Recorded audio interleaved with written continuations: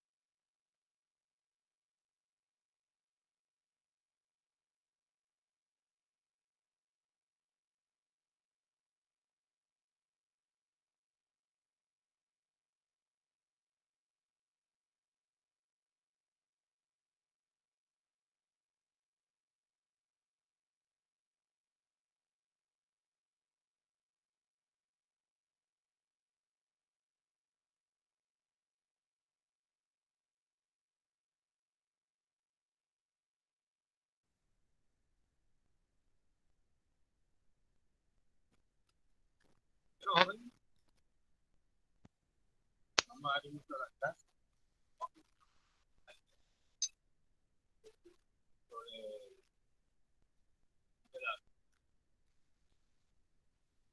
las pensiones. Inmediatamente después de la clase vamos a continuar.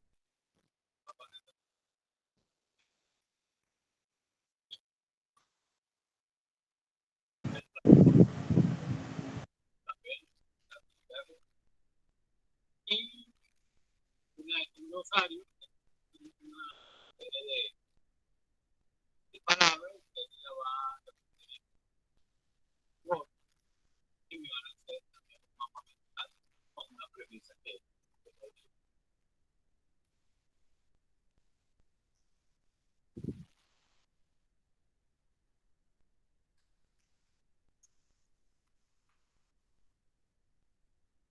ahora, chicos,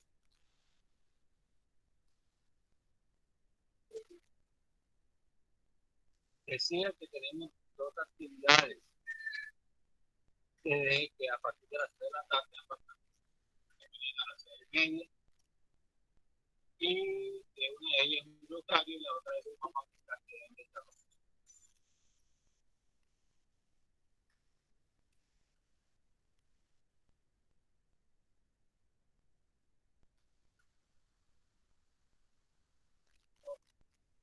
Bueno,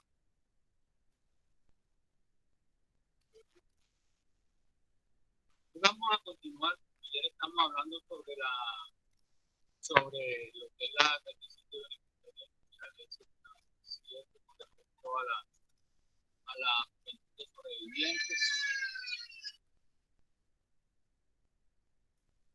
Ahora, esa ley 574, 12, artículo 2, señala que para que el reconocimiento de la pensión de sobrevivientes nacidos del causante que tengan la calidad de estudiante deben realizar ciertos requisitos, es decir, a pesar de que tienen mayores de edad y están estudiando, tienen que acreditar estudiando para poder tener el paso.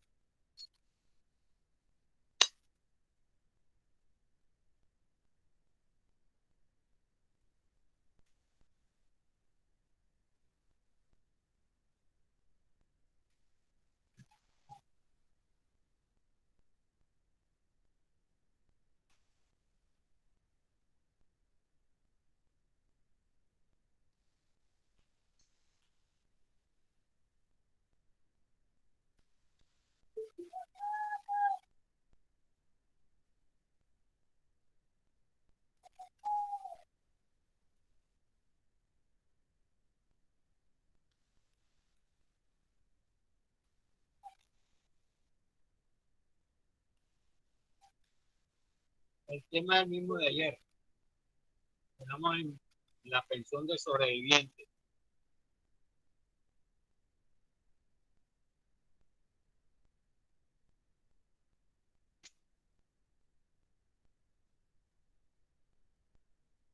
Entonces, ¿cuáles son esos certificados, esos requisitos que requieren para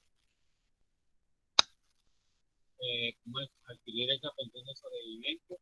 El primero, la certificación expedida por parte del establecimiento de educación formal, puede ser preescolar, básica, media o superior, y que debe ser autorizado por el Ministerio de Educación Nacional en el caso de las instituciones de educación superior y las secretarías de educación en las entidades territoriales para el caso de establecimiento de educación preescolar, básica y media, donde cumplen los respectivos estudios, en el cual conste que el estudiante cumplió con la dedicación de las actividades académicas curriculares con una intensidad académica inferior a 20 horas semanales.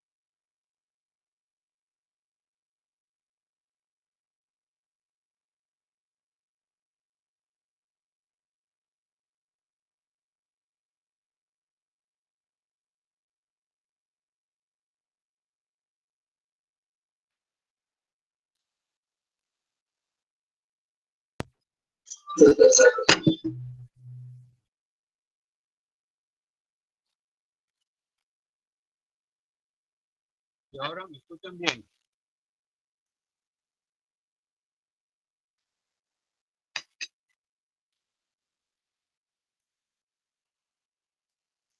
Se escucha con interferencia, profe. ¿Cómo dice? Se escucha con interferencia.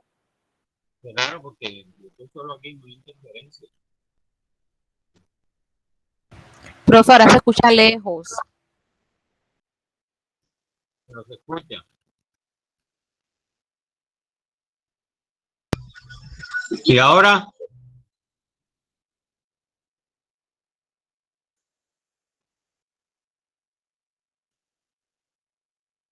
¿Y qué? Así que hable, porque bueno, sí, ok, entonces ya como dice que sí se escucha, te vamos a continuar. En el caso de los estudiantes de la educación para el trabajo y el desarrollo humano, como en el caso de ustedes, la calidad del estudiante se demostrará con la certificación que pide la respectiva institución de educación para el trabajo y el desarrollo humano, en donde deben indicarse la denominación del programa, la duración en el cual conste. Profe, usted nos va a disculpar, pero de verdad el micrófono suyo está teniendo problemas, no le escuchamos muy bien.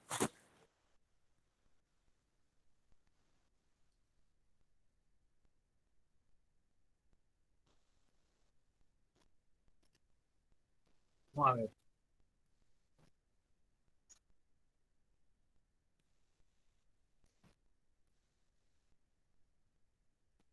Estoy hablando.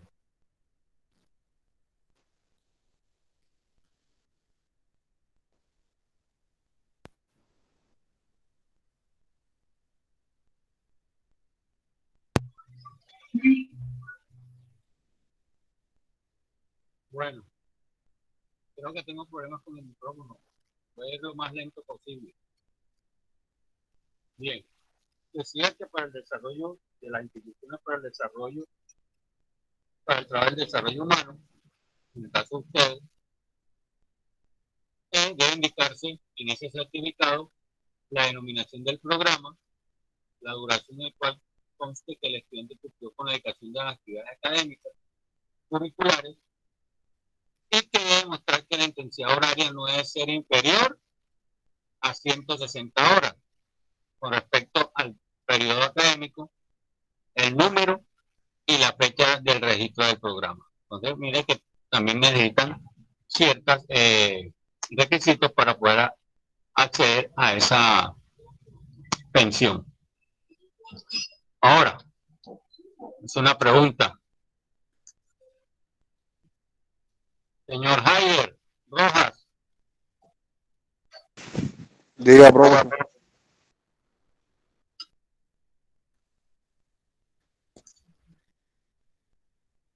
¿Quiénes son los beneficiarios? Lo voy a colocar en el chat para...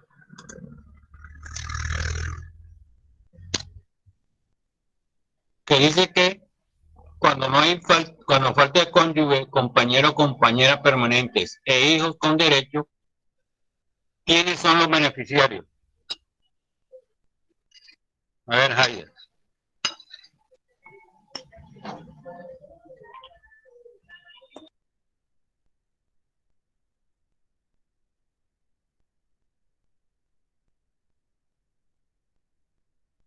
Puede ser otro familiar o un tío o algo, o sea, alguien cercano, si de pronto no tiene a alguien específicamente a quien afiliar.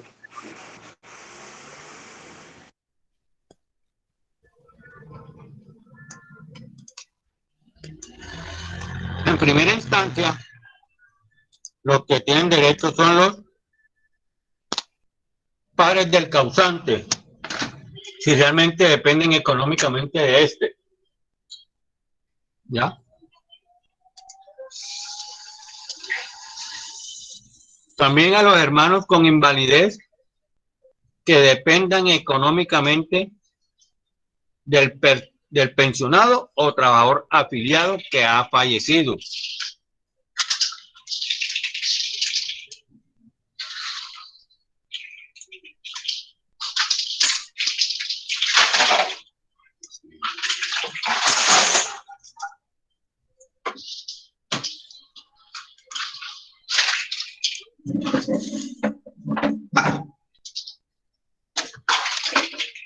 Entonces, mira que a los hermanos con invalidez que dependían económicamente de este, al pensionado o del pensionado trabajador afiliado que ha fallecido, siempre y cuando no exista cónyuge, hijos o padres con derecho a la pensión por sobrevivencia, y que el vínculo entre padre e hijo, hermano inválido, está establecido en el Código Civil de la Ley 797 del año 2003. Bien. ¿Cómo se hace el pago? ¿Cómo reciben esas personas sobrevivientes el pago? ¿Cuál es el valor? ¿Cuál es el porcentaje que van a recibir de acuerdo a eso?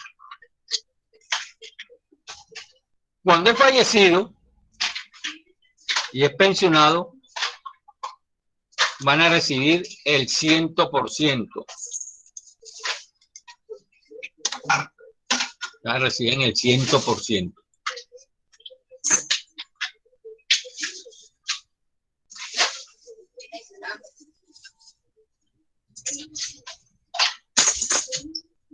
Cuando el fallecido está activo, es decir, está afiliado, y suma entre 45 y 75% del índice de base D,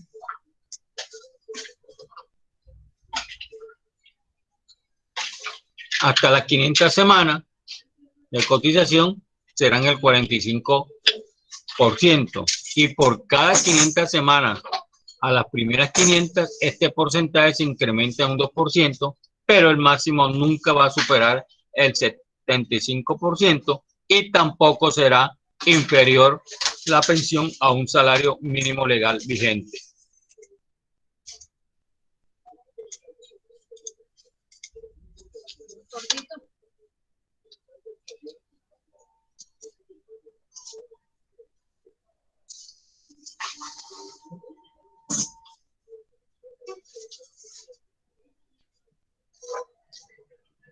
Bien, un momento.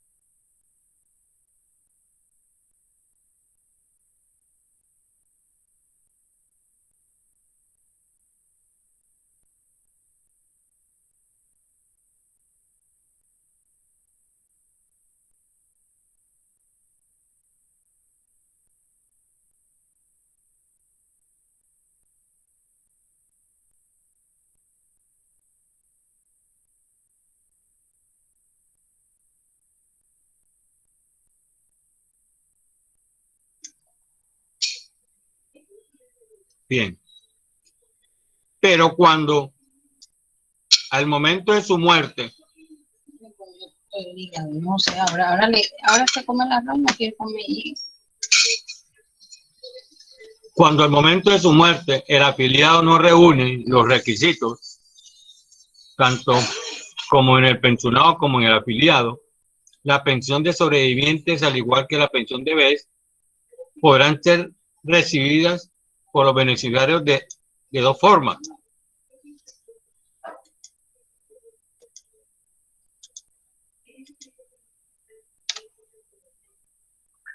La primera,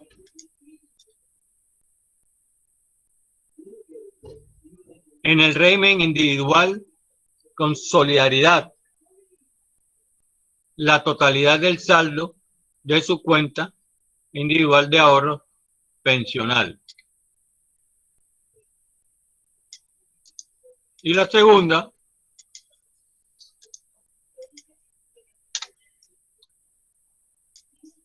en el régimen solidario de prima media con prestación definida, la indemnización sustitutiva prevista será dada como aparece en el artículo 37 de la ley 100 del 93. A ver, Zulay Contreras, búsqueme el artículo 37 de la ley 100, a ver qué dice.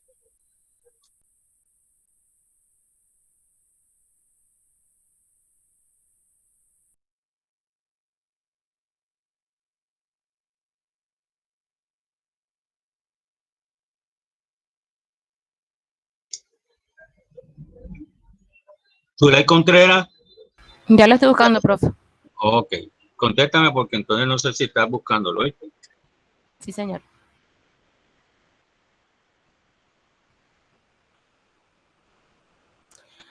Artículo 37 de la Ley 100 de 1993. Consagra el derecho a la indemnización sustitutiva de la pensión de vejez cuando la persona que ha habitado cumple la edad de 55 si es mujer o 60 si es hombre. Para obtener la pensión de vejez, no hayan cotizado el mínimo de semanas exigidas, 1000 semanas en cualquier tiempo, y declaren su imposibilidad de seguir cotizando para el Sistema General de Pensión, tendrán derecho a recibir en sustitución una indemnización equivalente a un salario base de liquidación promedio semanal, multiplicado por el número de semanas que cotizadas. Al resultado así obtenido, se le aplica el promedio ponderado de los porcentajes sobre los cuales haya cotizado el afiliado, conforme a lo establecido en el decreto 2, artículo 2 del decreto 1730 del 2001 y el artículo 2 literal de la ley 797 del 2003. Al respecto de la sentencia como número radical. Ya, profesor.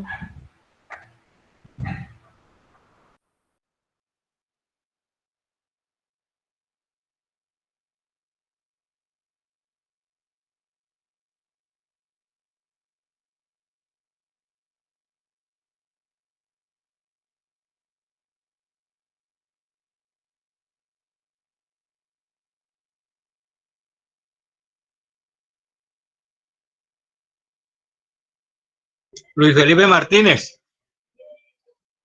Bien. Búsqueme qué es el auxilio funerario con respecto a las pensiones.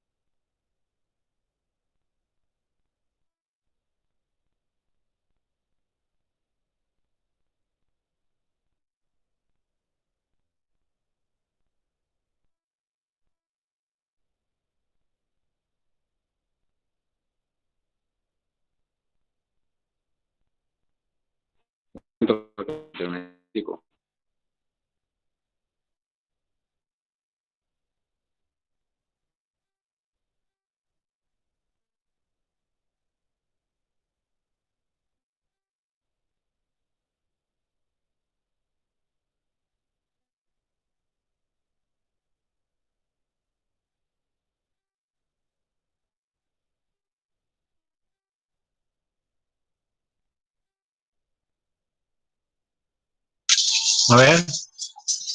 Nada todavía. Bueno. Julián Mestra dice lo siguiente. No puede ser inferior a 5 salarios mínimos legales vigentes ni superior a 10. El auxilio funerario equivale al monto de la pensión que venía devengando el pensionado si es por muerte del afiliado el último salario cotizado por el trabajador. Y el auxilio funerario equivale al monto de la pensión que venía devengando el pensionado y si es por muerte del afiliado el último salario cotizado por el trabajador. El trámite para el reconocimiento debe hacerse dentro de los 12 meses siguientes al fallecimiento. La señorita Luz Mary dice es una prestación adicional que consiste en un auxilio monetario que se reconoce a quien ha demostrado haber asumido los gastos fúnebres de un afiliado o pensionado de alguno de los fondos de pensiones en Colombia, por lo menos Colpensiones, Porvenir, Colfondo, Protección o Mutual. Bien. El artículo 51 y 86 de la ley 100 del 93, ¿qué dice? Vamos a preguntarle aquí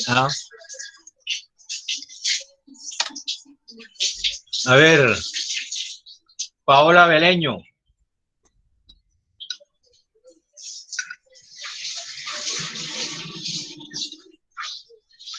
Dígame, profesor.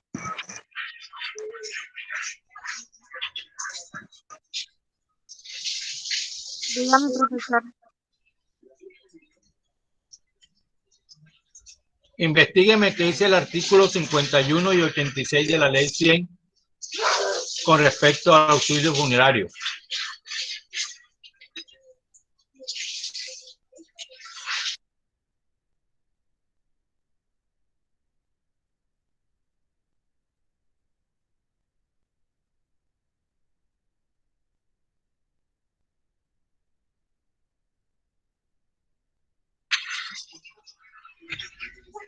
Muy bien, Aleida, ¿qué dice el 51?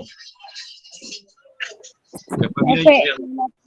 el artículo 51 dice auxilio funerario. La persona que compruebe haber sufragado los gastos de entierro de un afiliado o pensionado tendrá derecho a percibir un auxilio funerario equivalente al último salario base de cotización o al valor correspondiente a la última mesada pensional recibida, según sea el caso, sin que este auxilio pueda ser inferior a 5 salarios mínimos legales mensual vigentes, ni superior a 10 veces dicho salario. Cuando los gastos funerarios por disposición legal o reglamentaria deban estar cubiertas por una póliza de seguros, el Instituto Seguros Sociales, cajas, fondos o entidades del sector público podrán repetir contra la entidad aseguradora que lo haya amparado por las sumas que se paguen por este concepto.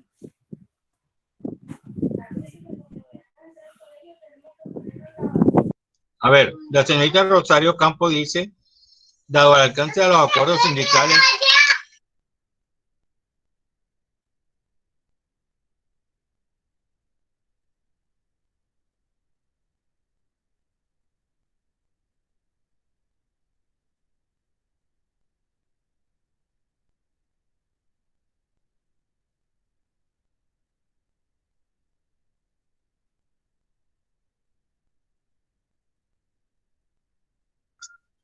bien, dice Rosario que dado el alcance de los acuerdos sindicales y bajo los parámetros de los artículos 51 y 86 de la ley 100 del 93, la persona que compruebe haber sufragado los gastos de entierro de un afiliado pensionado tendrá derecho a percibir un auxilio funerario. Muy bien.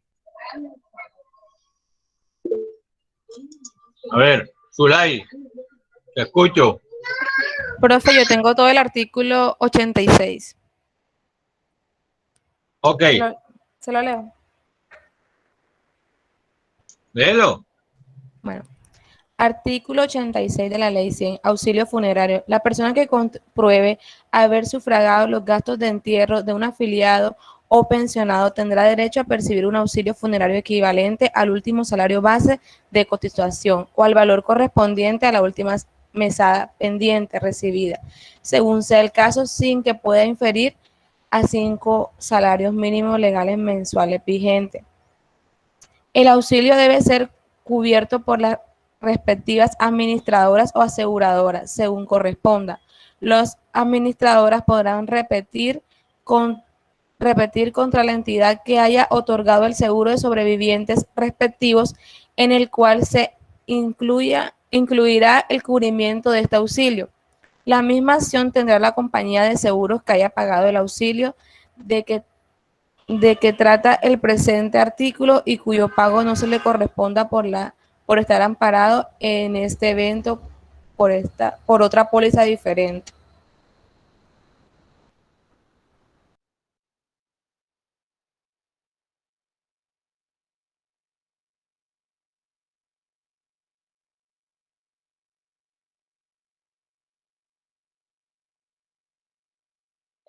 Repito, de acuerdo a lo que nos dijo la señorita Zulay, una pregunta.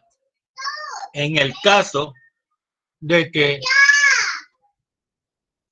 muera el afiliado por un accidente de trabajo o enfermedad laboral, ¿qué entidad asume los gastos del auxilio funerario? A ver, señorita Laura Ariza.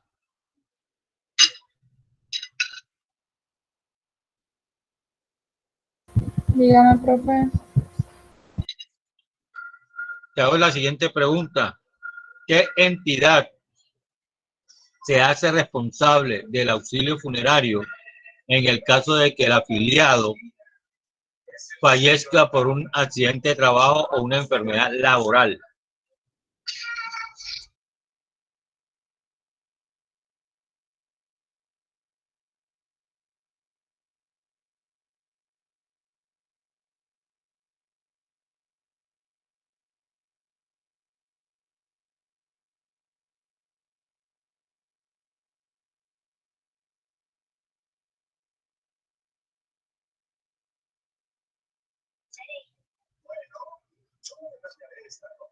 No sabría decir. No saben. Ok. Vilma Enríquez.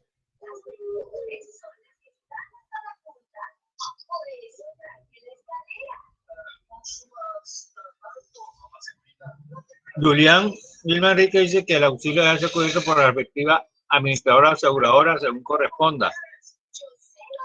Pero ¿cuál aseguradora? ¿Cuál administradora, Vilma?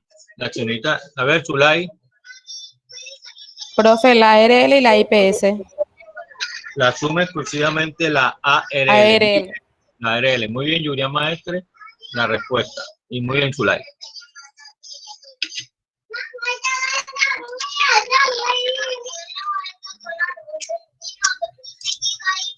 Nos vamos para lo que es la pensión familiar.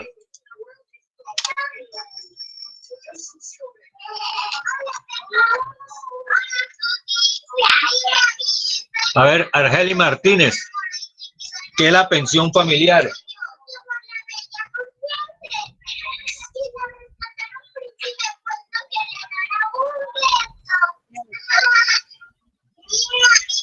Argeli, no tiene micrófono, que no te escuché bien. Bueno, Yurari Blanco dice,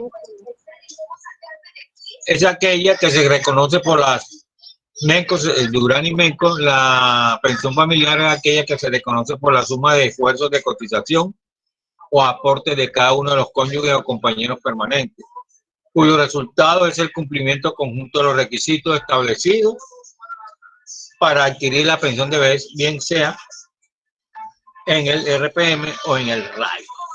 Bien, entonces, eso es lo que es la pensión familiar, pero para la pensión familiar tiene que tener una serie de requisitos. ¿Cuáles son esas características?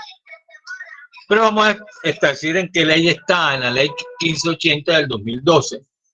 Para esa época se crea la pensión familiar o compartida, que también llama ese nombre, para los dos regímenes pensionales, tanto el de prima media como el de ahorro individual, y que consiste en que una pareja de esposos o compañeros permanentes que individualmente no cumplan con los requisitos para acceder separadamente a su propia pensión de vejez, entonces lo que hacen es sumar las semanas o el capital y así podrán acceder a una sola pensión que será compartida entre estos. Es decir, que si los dos cumplen con los requisitos, entonces, y la pensión le queden 2 millones, pues entonces será 1 millón para cada uno.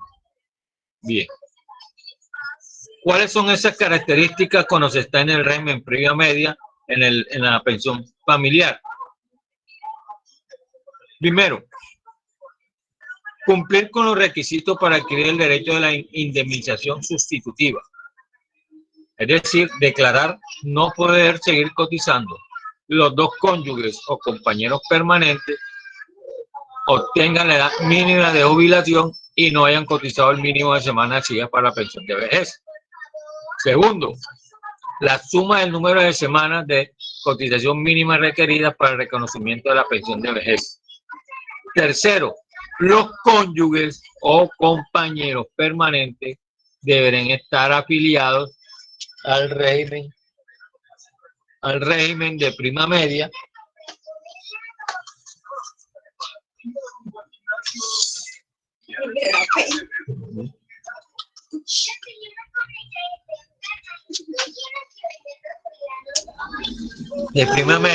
si alguno está en otro régimen, deberá trasladarse al régimen que tenga mejores condiciones de edad, semanas o capital cotizado. ¿Eso qué quiere decir? Si su compañero o compañera, porque hay varones en el grupo, tiene más semanas, tiene mejor condiciones de edad y tiene mayor dinero, entonces la pareja tendrá que trasladarse a ese régimen para poder acceder a esa pensión unificada. Como toda ley, deben acreditar por más de 5 años de relación conyugal o convivencia permanente. Deberán sumar entre los dos como mínimo el número de semanas exigidas para el reconocimiento de la pensión de vejez requeridas de manera individual. Es decir, que tienen que tener mínimo 1.150 semanas o las 1.300 semanas. Bien. En cuestión de la cotización a salud, quien tenga más semanas cotizadas de los cónyuges que quedará como titular de la pensión y por ende se vinculará a una EPS como cotizante. Y el otro miembro se deberá vincular a la misma EPS como beneficiario. Eso está como es sustentado en el artículo 204 de la ley 100. A ver, Camila Blanco, ¿qué dice el artículo 204 de la ley 100? El que también lo consiga, pues también puede participar. Ahí está, Camila, en el chat dice que, dígame qué dice o qué reza el artículo 204 de la ley 100.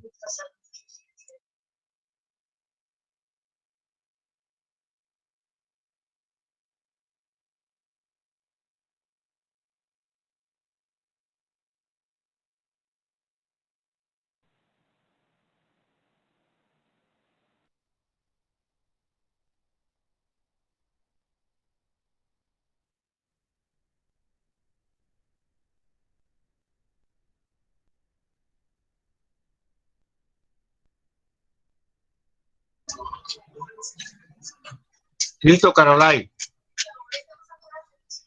A ver qué dice. Bueno, Rosario lo colocó. Profe, dice, modificado por el artículo 100 de la ley 1122 de 2007. El nuevo texto es el siguiente. La cotización del régimen contributivo de salud será a partir del 1 de enero del año 2007 del 12.5% de ingreso o salario base de cotización, en el cual no podrá ser inferior al salario mínimo. Muy bien, entonces eso es lo que dice el artículo, lo mismo lo escribió la señorita Rosario y es lo mismo que nos dio Carola. Ok.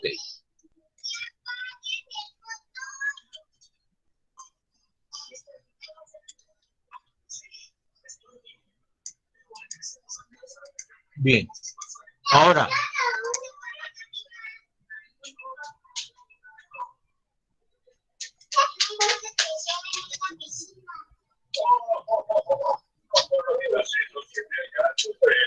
Juliet Mora.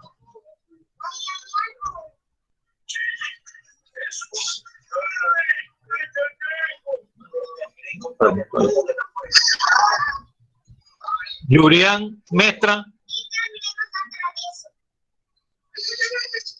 Dígame, profesor.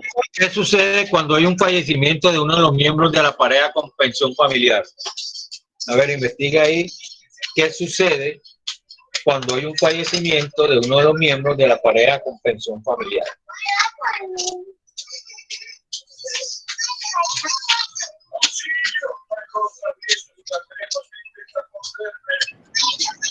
Pero, profesor, en caso de fallecimiento de los dos cónyuges o algún compañero permanente, no cambia la naturaleza ni cobertura de la prestación, y en caso de que no existan hijos beneficiarios con derecho a la pensión familiar se extingue y no hay lugar de pensión para sobrevivientes.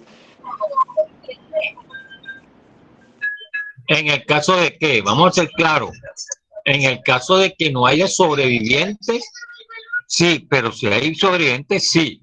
La ley establece, dice que esta se acrecentará en un 50%.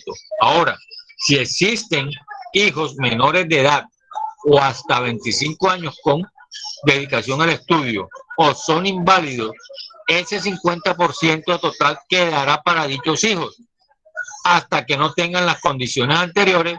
Al dejar de serlo, aplicará a favor del cónyuge o compañero permanente. Es decir, si no hay hijos,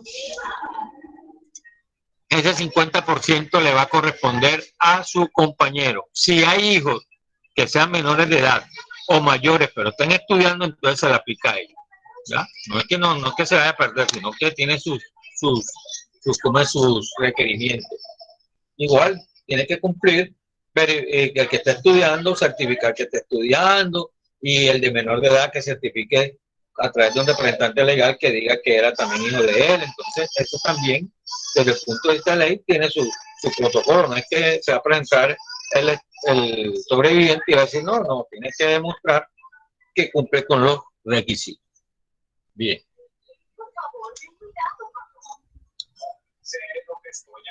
Ahora, ¿qué sucede? A ver, Javier Rojas.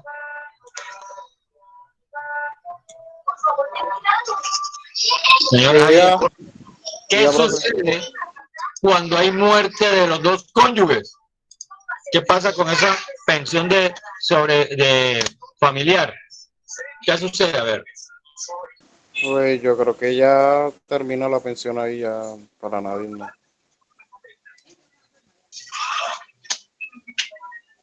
Estamos cometiendo un error. No se puede decir que esa pensión desaparece. Hay que ver si hay hijos o hijos inválidos. Exactamente, para llegar a Inmenco para los hijos. ¿Ya? Entonces dice, la pensión pasará a los hijos menores o hasta 25 años que estén con dedicación al estudio y que puedan certificarlo, o con aquellos hijos que tienen algún tipo de discapacidad. Bien.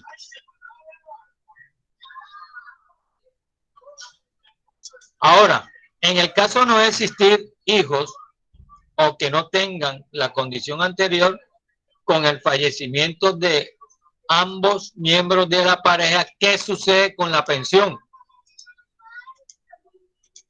A ver,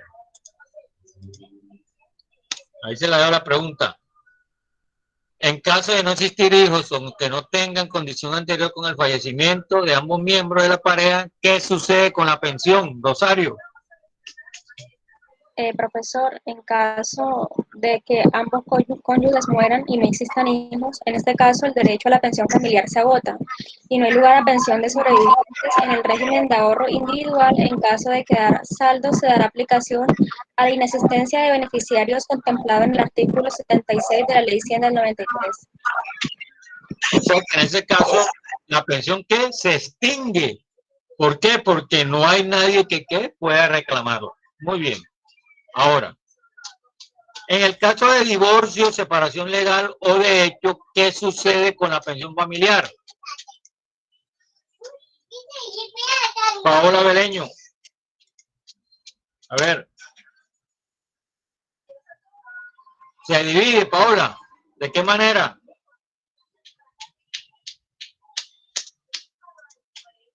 ¿Cómo se divide? ¿En qué porcentaje?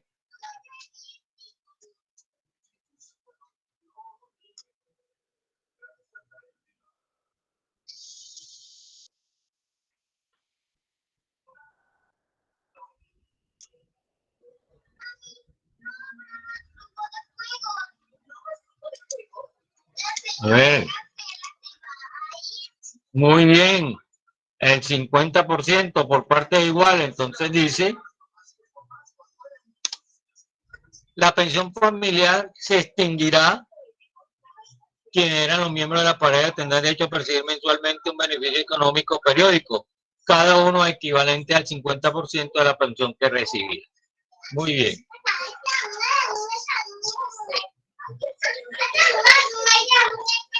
Se puede acceder a la pensión familiar si se goza de otra pensión o subsidio en alguno de los miembros de la pareja.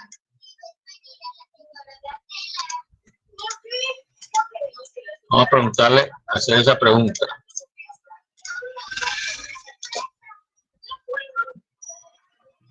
A Leia Fuertes. Dígame, profe.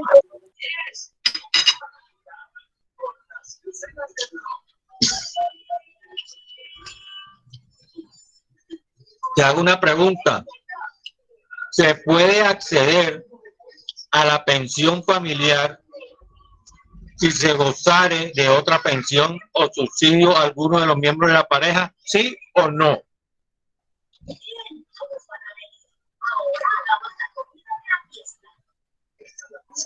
Profe, déjeme investigo. Ok, investigan, si esa es la idea.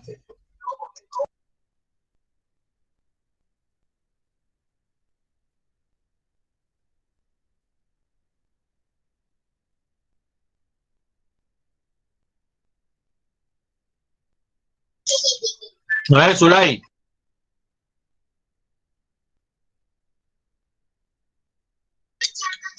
Profesor, Profe, dice que es la pensión, incompatible con cualquier otra pensión de la que gozare uno o ambos de los cónyuges o compañeros permanentes provenientes del sistema pensional de los siguientes excluidos o las reconocidas por empleadores, incluyendo las pensiones convencionales.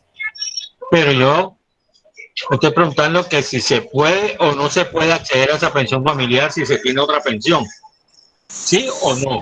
No, No, profe, no. no. Paola No se dice que puede. sí. Paola, ¿por qué razón? Camila Blanca dice que no. Bueno, entonces vamos a ver lo que se dice con respecto a ese. Dice, no se puede acceder a la pensión familiar si alguno de los miembros tuviera otra pensión o subsidio, en el cual tenga por objeto amparar para la subsistencia del adulto mayor. Entonces, no se puede acceder. ¿Ya? Muy bien, bajo ninguna circunstancia. Muy bien para los que vieron que no. Y bueno, los que vieron que sí, pues ya está la respuesta. Bien. Eso es en el característica en el régimen de prima media. Vamos a ver las características para los afiliados en el régimen individual.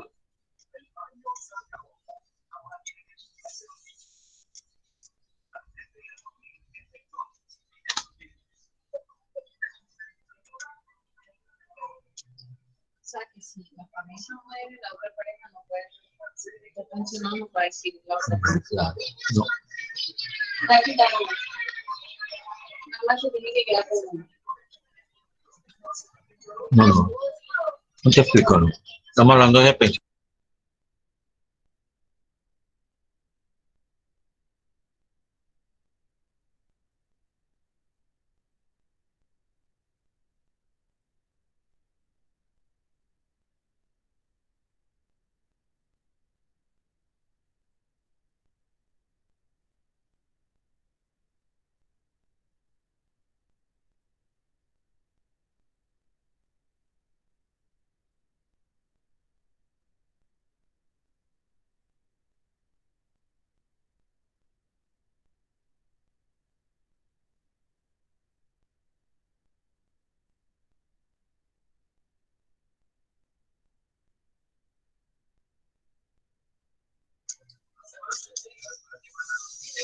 Entonces, a ver, en los requisitos para los afiliados del régimen individual, ya vamos a terminar esto, ambos deben estar afiliados al mismo régimen, con la misma administradora del fondo de pensiones, es decir, que si están en Colpensiones o si está en Porvenir o está en un mutuo, tienen que estar los dos en ambas regímenes como en el anterior, pero en el anterior aplica siempre y cuando el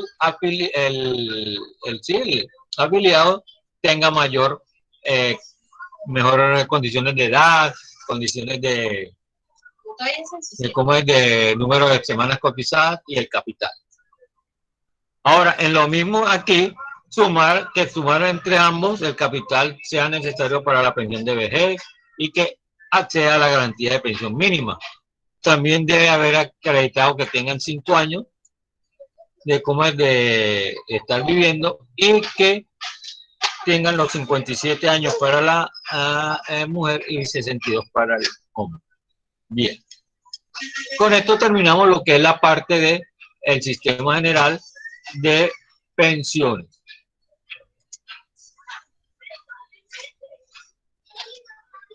Bueno, vamos a ir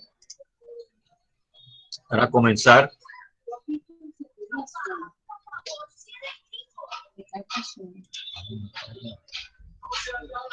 Allá, en el butaco.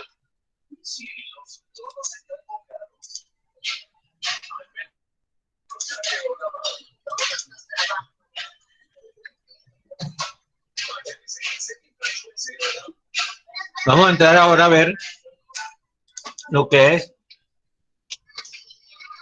el sistema de riesgos laborales.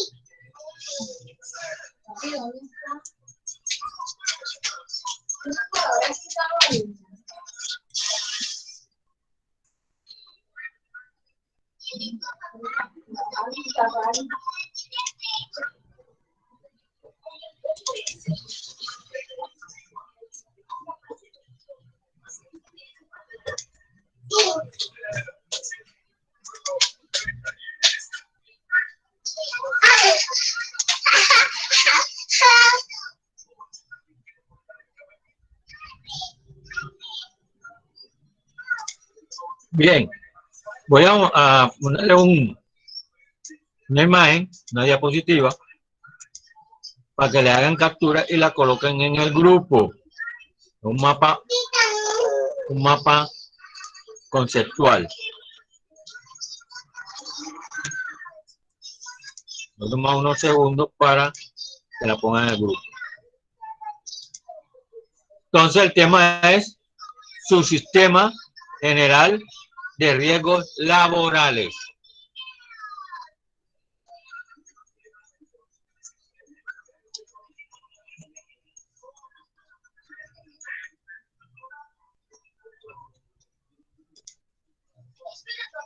No, listo.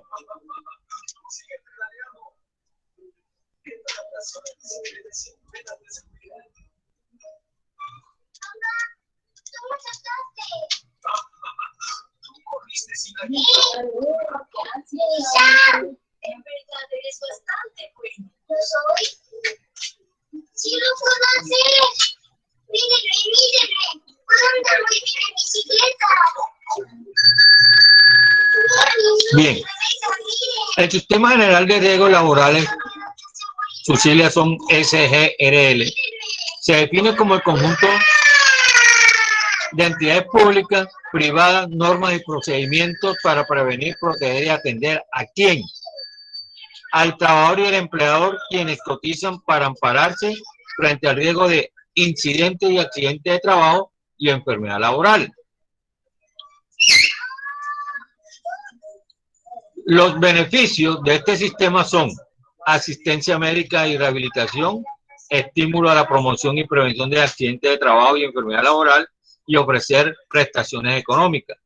Estas prestaciones económicas son subsidio por incapacidad temporal, incapacidad permanente parcial, pensión de invalidez, pensión de sobrevivencia y auxilio funerario. Su sistema de riesgos laborales está dirigido y controlado y vigilado ¿por quién? Por el Ministerio de Trabajo, por el Ministerio de Salud y Protección Social, por el Consejo Nacional de Riesgos Laborales, por la Superintendencia Nacional de Riesgos Laborales, por la Superintendencia Nacional de Salud y la Superintendencia Financiera. Bien. Ahora, a través de este subsistema, por medio del sistema de gestión de la seguridad y salud en el trabajo, que previene, conlleva el cumplimiento de obligaciones por parte del trabajador y empleador y la ARL, para no incurrir en ¿qué? En responsabilidad laboral, en responsabilidad administrativa, en responsabilidad civil y responsabilidad penal, y cuáles serían las sanciones. Bueno, ese es el mapa conceptual del subsistema general de pensión. Vamos a hablar de cada una de ellas. Bien, pero vamos a hacer una breve introducción al tema. El ser humano, habíamos dicho en las cuestiones de de pensiones, que el hombre por naturaleza es vulnerable y por eso necesita protegerse. Por lo tanto, ¿por qué? Porque estamos susceptibles a sufrir accidentes o enfermedades laborales en el desarrollo de cualquier actividad laboral. En cualquiera, por muy simple que sea, inclusive en aquellas de riesgo común, que son las que se hacen por lo menos, están en la casa, usted puede sufrir un accidente. Ya, de pronto está trapeando, pisó mal el piso húmedo y se ha caído. O está cocinando y entonces se quema con agua caliente o aceite. Entonces es un accidente. Entonces el ser humano es susceptible a sufrir cualquier accidente o enfermedad laboral. Pero como estamos hablando de riesgos laborales, hace énfasis a la actividad económica en la que se desempeña.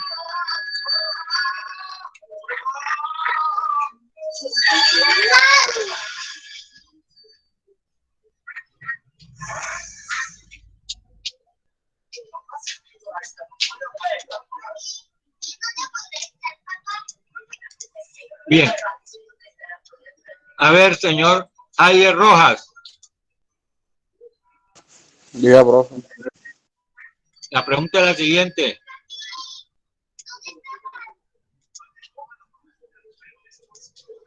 Defíname el subsistema de riesgos laborales según, le voy a colocar la ley en el chat para que usted me la defina y investigue.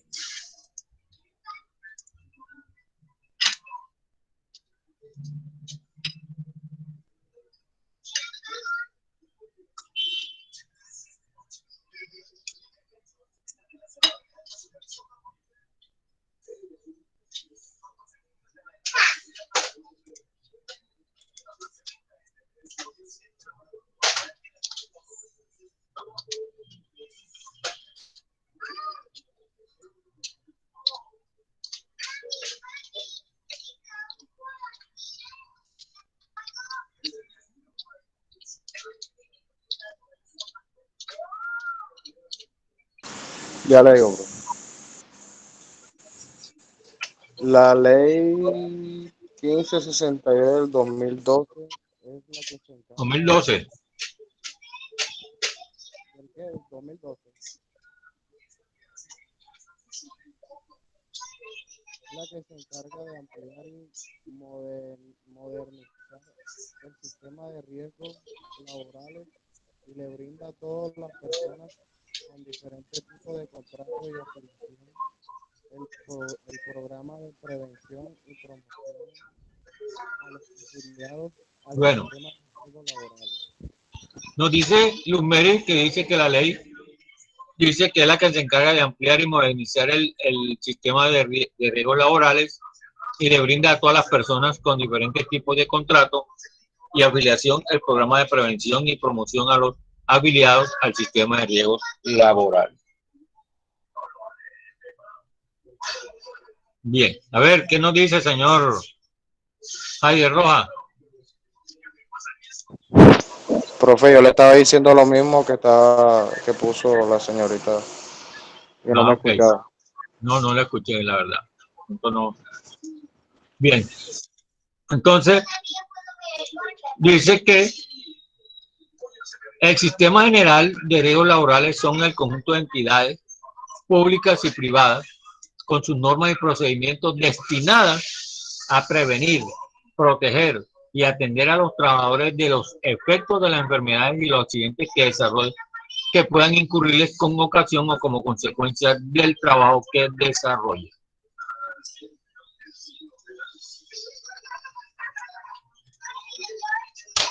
Ahí está la definición.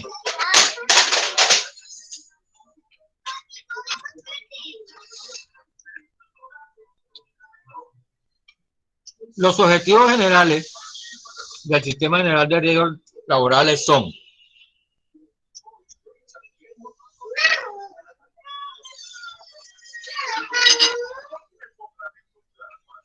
primero,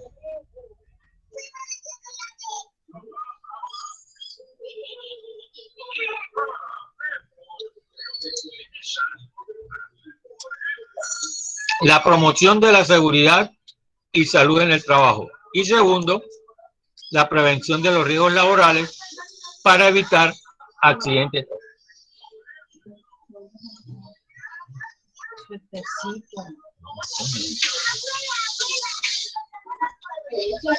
tengo pero eso es como que yo le saco ya no me dan ganas.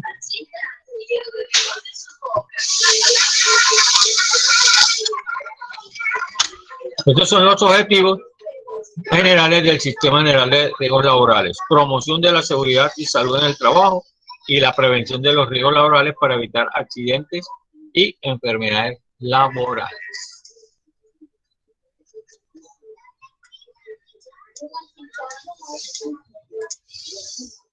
A ver, Yuranis Menko.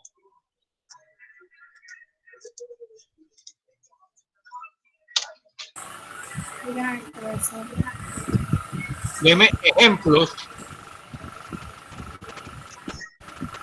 de riesgos a los que está expuesto en el trabajo.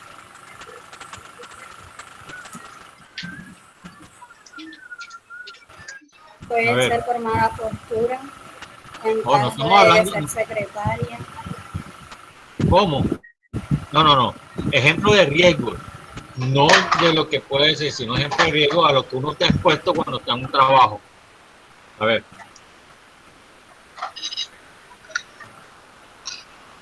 Pero ¿qué clase de trabajo puede ser? ¿O quiere que diga los tipos de riesgo? No, cualquier tipo de riesgo. Estoy hablando de riesgo, no estoy especificando qué tipo de trabajo.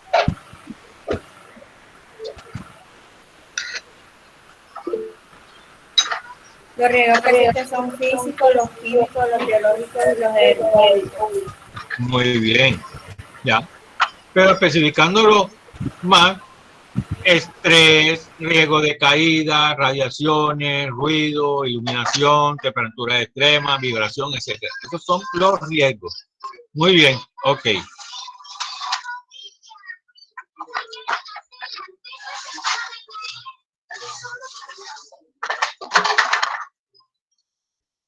Vamos a ver las características del subsistema de riesgos laborales.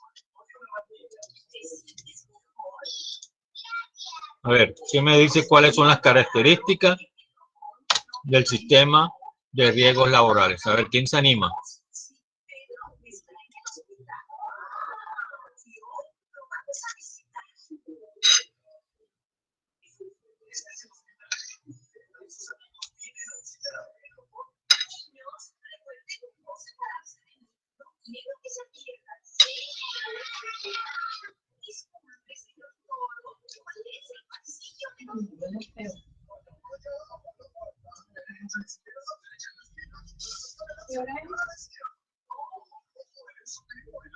A ver, ¿qué me dice?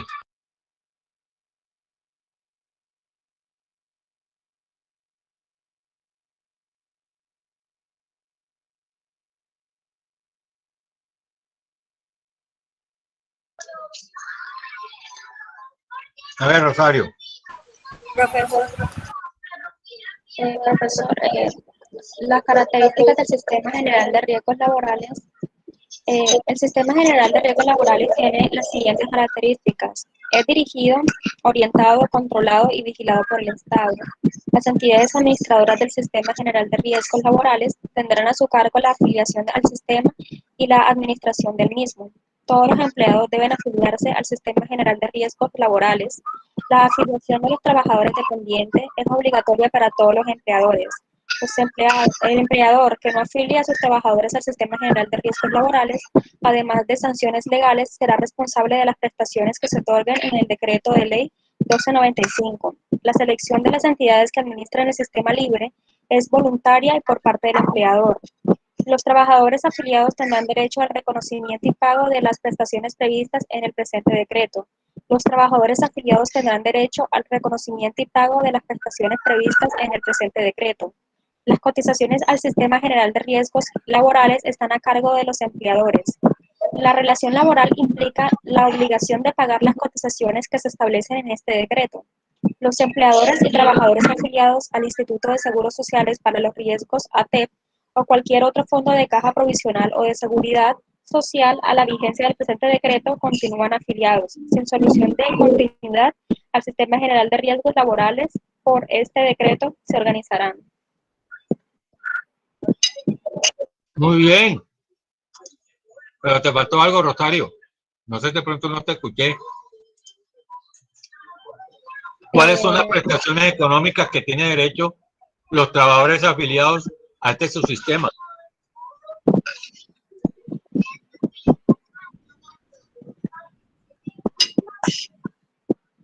A ver. ¿Cuáles son las que Prestaciones económicas que tiene derecho el trabajador cuando está afiliado al subsistema. Bueno, vamos a darle Bueno, las prestaciones económicas por la incapacidad temporal que haya lugar frente a las contingencias del accidente de trabajo por enfermedad laborales. Y reconocer y pagar a los afiliados las prestaciones económicas por incapacidad permanente, parcial o invalidez que se deriven de las contingencias del accidente de trabajo o enfermedad laboral y la muerte de origen laboral. otra. Todos.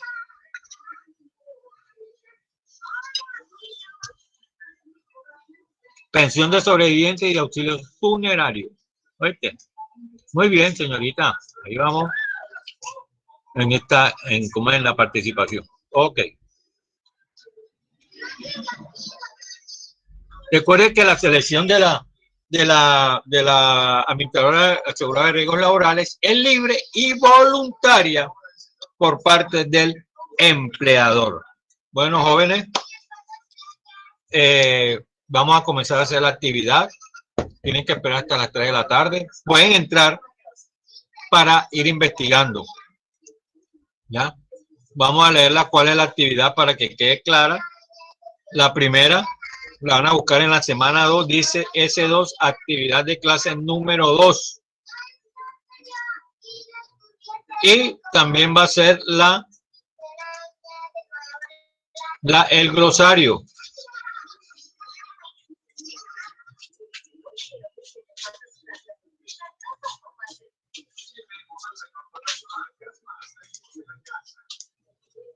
En la clase número 2, actividad de clase número 2 dice, realice un mapa mental con la siguiente pregunta. ¿Cuáles son las barreras por las que los colombianos no pueden acceder al sistema de seguridad social?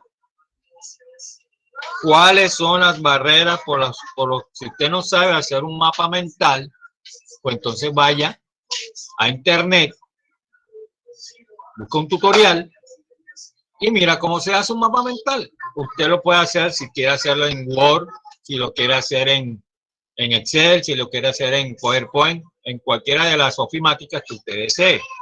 Si tiene una aplicación, pues también hágalo, que les resultaría más fácil. Entonces, si no sabe hacer ese mapa mental, acuda a un tutorial en internet. Porque me imagino que en la mayoría, pues de pronto sepa que es un mapa mental. Bien. ¿Alguna pregunta antes de retirarme o antes de retirarnos de la clase? ¿No hay ninguna pregunta? Jóvenes. Bueno. Hasta las 6:30 tienen para ambas actividades. ¿Ya? Bueno. Entonces nos vemos mañana. No es necesario que permanezcan en sala, porque la actividad es para que estén concentrados en la actividad. Tengo exactamente aquí en la sala, tengo 20 estudiantes, por lo tanto los 20 tienen que haber montado la actividad que dejé. ¿Ya? ¿Alguna otra pregunta? ¿No hay ninguna? ¿Ninguna? El glosario Bueno, también. No, ¿ah? ¿Cómo dices? ¿Cómo dices? Argeli. Profe, que si el glosario también. También el glosario tienen que hacerlo. Bueno, niñas y niños, los dejo. Ya. Tengo que ir a una cita médica. Entonces eso no puede faltar, ¿no? Entonces, tú sabes, primero está la salud. Entonces, por eso le doy la actividad. Esa actividad que debe haber hecho el lunes y martes, pues entonces se la dejo hoy con el propósito de, pues, no tener problemas con el tiempo. Bueno, chicos, nos vemos mañana a las 1:45 para seguir y terminar el programa del subsistema de riesgos laborales y comenzar con el de salud. Que estén bien, se me cuidan. Chao, profe. Chao. Chao, profe. Chao. Ya, profe.